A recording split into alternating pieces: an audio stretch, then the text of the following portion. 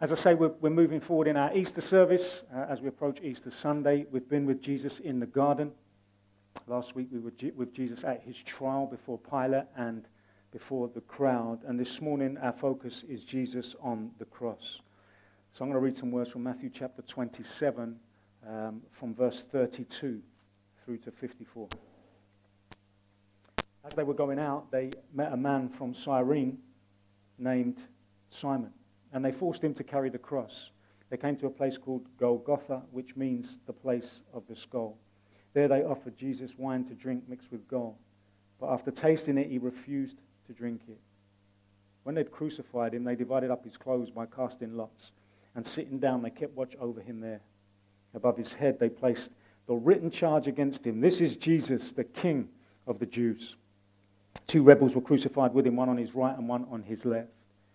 Those who passed by hurled insults at him, shaking their heads and saying, "You who are going to destroy the temple and build it in 3 days, save yourself. Come down from the cross if you're the Son of God." In the same way, the chief priests, the teachers of the law, and the elders mocked him. He saved others, they said, but he can't save himself. He's the King of Israel. Let him come down now from the cross and we will believe in him. He trusts in God. Let God rescue him now if he wants him. For he said, "I'm the Son of God." In the same way, the rebels who were crucified with him also heaped insults on him. From noon until 3 in the afternoon, darkness came over all the land. About 3 in the afternoon, Jesus cried out in a loud voice, "Eli, Eli, lema sabachthani," which means, my God, why have you forsaken me?" When some of those standing there heard this, they said, "He's calling Elijah." Immediately one of them ran and got a sponge. He filled it with wine vinegar and put it on a staff and offered it to Jesus to drink. The rest said, "Now leave him alone. Let's see if Elijah comes to save him." And when Jesus had cried out again in a loud voice, he gave up his spirit. At that moment, the curtain of the temple was torn in two from top to bottom. The earth shook, the rocks split, and the tombs broke open. The bodies of many holy people who had died were raised to life. They came out of the tombs after Jesus' resurrection and went into the holy city and appeared to many people. When the centurion and those with him who were guarding Jesus saw the earthquake and all that had happened, they were terrified and exclaimed, "Surely he was the Son of God." Obviously there's a lot going on here in these moments and in the time that Jesus was on the cross. So I just want to draw on 2 things this morning. 2 things that will hopefully help us reflect again on the powerful impact of the death of Jesus. I want to focus on the forsaken Christ, and I also want to focus on what happened at his final cry. The forsaken Christ and what happened at his final cry. So firstly, the forsaken Christ. We read in verse 45 that darkness came over all the land. For 3 hours. For 3 hours whilst Jesus hung on the cross, it went dark. And then Jesus lets out the cry, my God, why have you forsaken me?" And he's quoting from Psalm 22 verse 1 and applying it to himself. My God, why have you forsaken me?" And anyone familiar with the Old Testament would know what darkness means. The darkness over all the land was a sign of God's judgment over the whole human race. And in this moment, that judgment is being absorbed fully by Jesus. That's why he was utterly forsaken by his Father as he hung on the cross. The physical darkness that was over all the land was clearly a symbolic window into the real spiritual darkness that Jesus was experiencing on the cross for the sake of humanity. For the sake of you, for the sake of me. And we will not ever understand why God would ever forsake his own Son unless we also understand the true horror and kind of evil and sin that is the reality that all human beings kind of stand before God in. We stand guilty before God. We deserve judgment and punishment. And it's that guilt and that punishment that we deserve, each one of us, that was being absorbed by Jesus in our place on the cross. Somehow, that's what was taking place. And I'm aware that talking about these things, talking about judgment and guilt, is obviously going to be controversial in our culture, in our context. We're not even good at talking about these things in the church, let alone in the world around us. And we live in a society that actually implies that guilt is bad. Guilt is bad. No one has the right to judge me. That's the world we live in. You need to decide what is right and wrong for yourself. And then you should live the way you want and not allow anyone else to judge you or make you feel guilty for it. That's the context, really, in which we live. That's almost the most esteemed value in our society, in our culture, that people want to protect. That's what they want to live by. No guilt, no judgment. Be yourself and live how you want, and don't let anyone tell you otherwise. But what is that? What is that attitude? When you kind of strip it back, when you boil it down, what is that saying? Really, if you strip it back, is that attitude not the height of human pride? Because basically it's saying, look, there is nothing or no one more important than me in this world. Therefore, my feelings, my conscience, my needs are what matters most. I'm the most important. And so I have nothing or no one that I need to sacrifice for. And there is nothing that I need to feel guilty about doing or not doing, because nothing transcends me. There's nothing more important than me than what I think. I'm the final arbiter of what's right and wrong. I'm the final authority. I'm the only one who gets to decide how I should live my life. My truth is all that matters. And actually, in this worldview, judgment and guilt, that's a no-no. You know, that's seen as an archaic and horrible thing.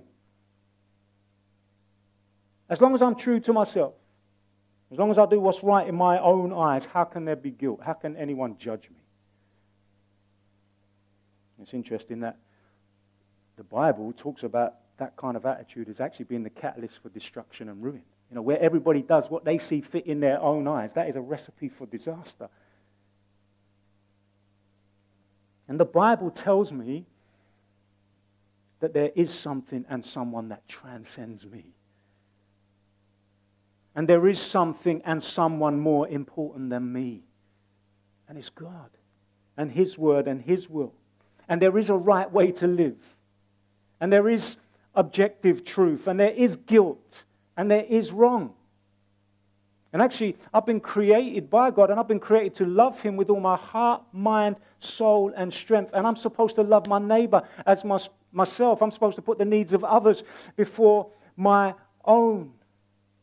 And I'm not doing that. And I haven't done that. And I consistently fail to do that. Most of the time, I'm arrogantly living to please myself. And therefore, I'm contributing to the pain and brokenness and evil in the world. And I am guilty of sin. And I do deserve judgment and punishment. Because I have introduced pain and death into God's good world. I've done that. And so the dark clouds of God's judgment do hang over my life. And that is why Jesus was forsaken. That's why He was forsaken, because of all of that judgment and all that punishment that was rightly due to me and to humanity in their selfishness and rebellion. That was coming down on Jesus on the cross. God made Him who knew no sin to be sin for us. And Jesus cried out in a loud voice, my God, why have you forsaken me? And the original language implies that Jesus literally screamed out this desperate cry. He screamed it out. And Tim Keller, when he comments on this verse, he says, notice that Jesus is not saying, my head, or my hands, my feet, my side. That's not what Jesus is calling out. Despite the fact that there's a crown of thorns on his head, and there's nails in his hands and his feet, and there's wounds in his side where the flogging has ripped his flesh. And yet he's not complaining about that. He's not shrieking about that. The physical suffering, as horrendous as it was, is not his main problem. There is a suffering that he is experiencing that makes all the physical suffering seem like a flea bite in comparison. My God, why have you forsaken me? Why have you forsaken me? That's what he screamed out. And John Stott says, up to this moment, though forsaken by men, Jesus could add, yet I am not alone, for my Father is with me. That's what he's always had as he's gone through the garden and I'm not alone, my Father is with me. Yet in the darkness, he was absolutely alone, being now also God forsaken. And we cannot know what that was like. We cannot know what that's like for Jesus. Because, for one, we have not dwelt with God in relationship of intimacy and love from eternity past, which is what Jesus had. We haven't experienced that. So we cannot know what it's like in this moment. I would suggest to you, if you know what it's like to lose love, a love that you cherish, whether that's the love of a spouse, the love of a parent or a child, or the love of a close friend, if you've ever experienced losing that, then perhaps if you multiply that kind of sense of pain and abandonment 1 trillion times, then maybe you get somewhere close to what Jesus was experiencing as the Father turned his face away. And ultimately, Jesus endured this infinite level of pain and suffering so that you wouldn't have to. His love for you was so great that he willingly endured being forsaken by his Father so that you would never be forsaken. He endured the agony of utter aloneness so that you would never be alone. And again, we cannot know what Jesus really experiencing, what he was experiencing during those God-forsaken hours. We can't know it, but fortunately in Christ we will never have to know because he endured it in our place. Christ forsaken for my sake. And I don't know whether you ever doubt God's love for you.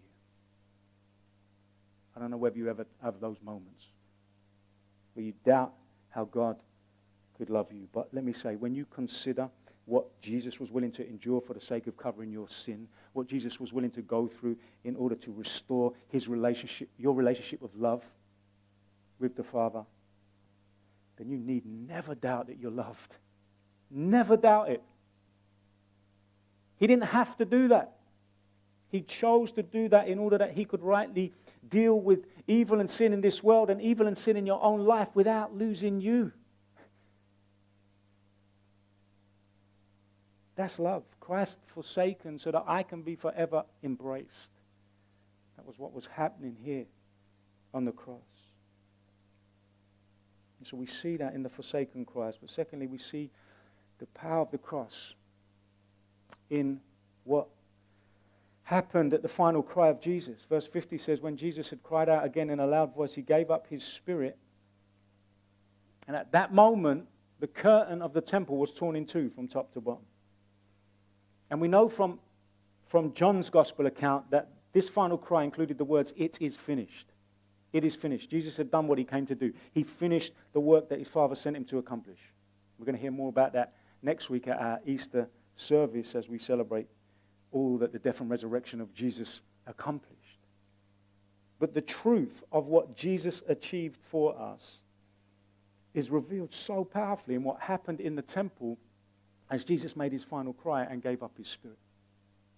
At that moment, we're told, the curtain of the temple was torn in two from top to bottom. The curtain in the temple.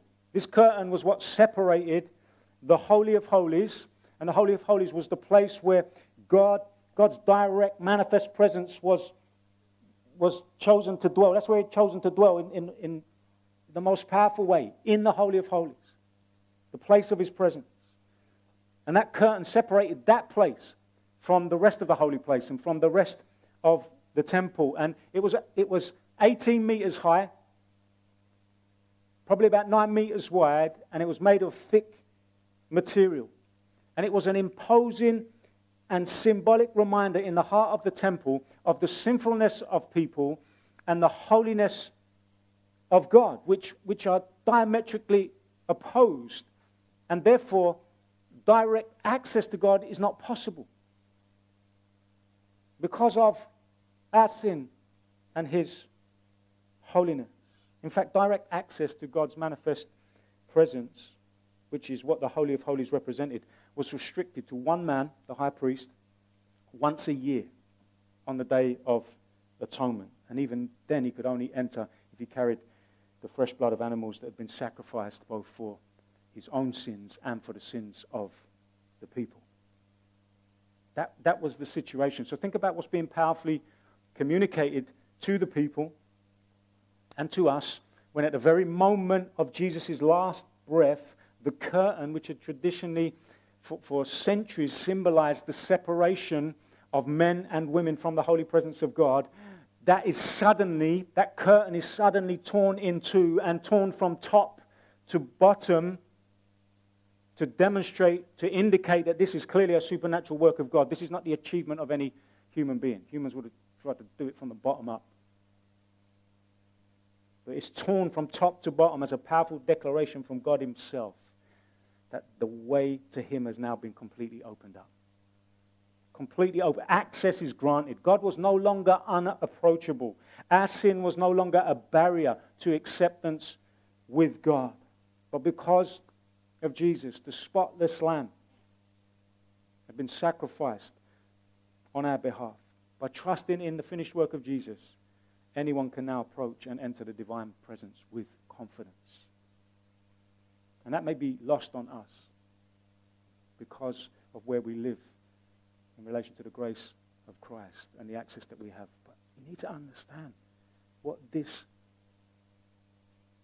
sacrifice of Jesus has made possible. The perfect high priest, Jesus Christ, had entered the Holy of Holies, the place of God's presence, not with the blood of animals as a temporary sacrifice, which had to be repeated year after year after year because it was not sufficient, but He went in with His own blood, which He shed for the sins of the world, the innocent one, for the guilty, once and for all. His sacrifice was perfect. His sacrifice was sufficient. His sacrifice was complete. There's nothing left to add. Nothing more was needed. Jesus did all that was necessary. Access to God had been granted both now and forever. That's the good news of the cross. That's what we celebrate. That's the freedom that we have. That's the complete confidence we now have in Christ. That's the security that we can enjoy. We no longer need to fear that our sin and guilt will disqualify us or condemn us. But in Jesus Christ, we are qualified and justified. In Jesus Christ, we are covered and cleansed. In Jesus Christ, we are forgiven and accepted. In Jesus Christ, we are loved and secure. Not just today, but forever, for always. That's what the cross achieved in Christ. In Christ, all these things are true. And they're not true because we're great or because we've achieved them. They're true because He is great and He has achieved them. Christ's final cry was a declaration of our eternal acceptance and freedom with God. His final cry was a declaration of our eternal acceptance and freedom with God. Eternal acceptance and freedom. Just let those words sink in. This is what we have. We are forever loved. We are forever forgiven. We are forever secure. That's the glorious good news of the cross of Christ. That's where our hope lies.